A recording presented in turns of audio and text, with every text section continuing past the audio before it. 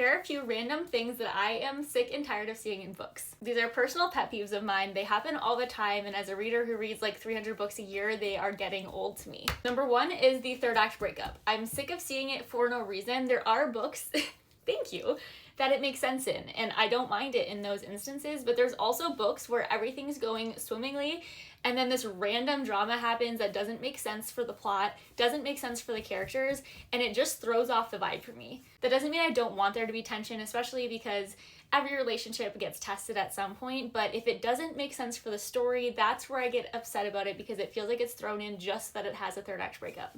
Number two is mainly in thrillers. I am sick of animals getting hurt in books. I understand this might be like a Serial Unaliver situation, and maybe we're going to talk about how they've like hurt animals in the past. I don't want to read about it. I don't want a descriptive scene. I don't want to have to imagine this poor innocent animal losing its life or getting harmed by somebody. I know it happens in real life. I read to escape, and I don't want to read about that. Number three is a book having too much spice. I am all for any type of romance. I will read anything, closed door, open door, I don't care. But what I don't like is when the book is like 80% spice. It's just a personal preference, but a lot of the time when a book is too filled with spice, it kind of lacks on the like character and relationship development, and I feel like I don't buy into the connection between the characters, and so I'm just not interested in reading those scenes. As opposed to books where there is a lot of development into the character before there are any spicy scenes, those I can buy into because I really like the characters together. I feel like they make sense as a couple, but I want that basis for the relationship and not for it to just be 300 pages of smut.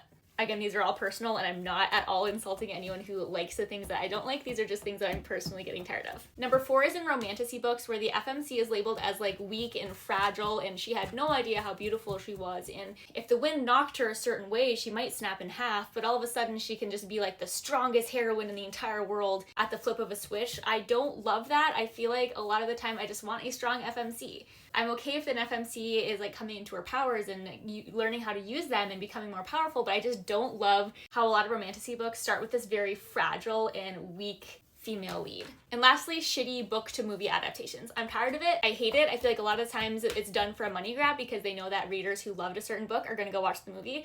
But I am sick of my favorite books being turned into movies and the movies just absolutely sucking. One of my very favorite books of all time got turned into a movie this year, and I haven't even talked about it because I'm like viscerally upset about the movie adaptation and how horrendous it was, not only just like in its straying from the plot of the original book, but just also it felt like somebody read like the cliff notes of what happened in the book and then just created their own plot and did a terrible job with it. And I hate that. I feel like if you're gonna do a screen to movie adaptation, involve the author, make sure that you're doing the book justice, because those fans who you're going to be selling out your theater for want to see the book that they read and loved.